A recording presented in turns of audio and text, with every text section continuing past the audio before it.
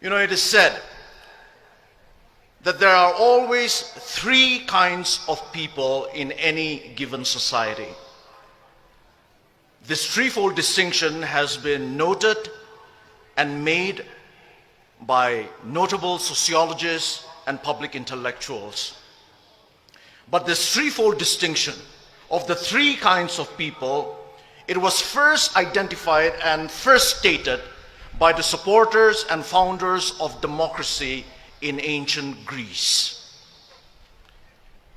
For the Greek people, the people who in many ways gave us the modern civilized world, for the Greek people, the first kind of people in any given society are the idiots. For the Greeks, the idiot is not necessarily someone who is mentally deficient. Rather, for ancient Greek people, the idiot, they said, is someone who is a totally private person, a totally self-centered person, and a totally selfish person.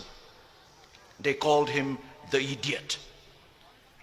The idiot, he is always out for his personal gain and his personal interests.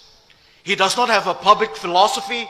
He has no knowledge, no skill, no character, and no virtues to be able to live and to be able to contribute in a flourishing society and community. He's all out for his personal pleasures and for his personal treasures. And the Greeks said that the idiot was just an upgraded barbarian. The first kind of person, the idiot. But the Greeks also said that there is a second kind of people in any given society. And the Greeks called these people the tribes people. When we say tribes people, we don't necessarily mean the fact of belonging to a certain tribe, which is a good thing. But when they use the word tribes people, the Greeks meant a tribal and a tribalistic mentality. And the Greeks said that tribes people are those people who are not able to think beyond their small tribe or their small groups. For tribes people, their primary allegiance, their only allegiance, and their ultimate allegiance is to their tribe. Their tribe is their God, and their religion is tribalism. And tribes people, the Greeks said, are always afraid of things that are different, that are a little alien to them. They are always suspicious and fearful. And they always dealt with different people and difficult situations with intimidation, with force, and with violence. And the Greeks also said that the ideal person for tribes people is the warrior, because tribes people are a war-making people. Their ideal is the warrior. But it was not so for the Greeks. For the Greeks, there was another kind of people, another kind of a person, and that was the ideal person. And the Greeks called this ideal person the citizen. The citizen.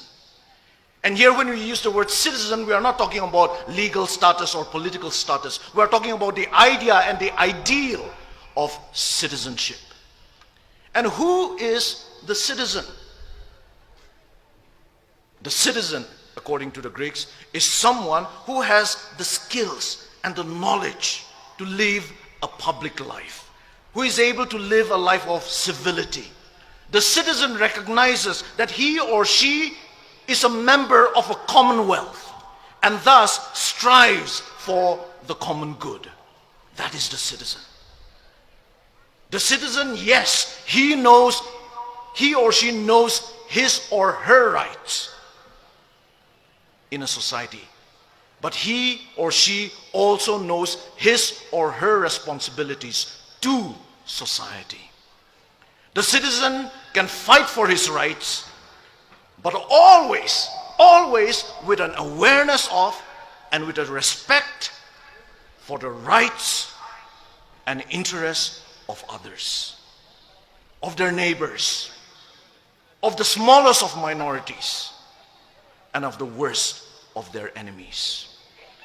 And it is citizens, the Greeks said, that make up a civilized society. Because citizens settle their differences with civility. So they produce a civilized society. A society that truly lives up to the meaning of the name society. Society literally means friendship and friendliness. That is the threefold distinction that the Greeks have given us. That is the choice that each and every individual, wherever he or she may be, has to make in a society. And I believe that that is the choice that starkly faces us Naga people today.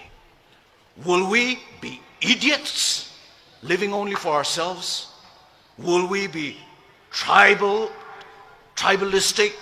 tribes people, unable to think beyond our tribes and our small groups? Or will we be citizens? Citizens in the best sense of the word. Today, on this historic day, I believe I want to make my choice. And I also believe that you will want to make your choice. And I hope you and I will take that right choice. And it is with that hope that I want to finally address you, ladies and gentlemen, as my fellow Naga citizens. May God bless you, and may God bless our Naga people. Thank you. Thank you, Dr. Kevichusa.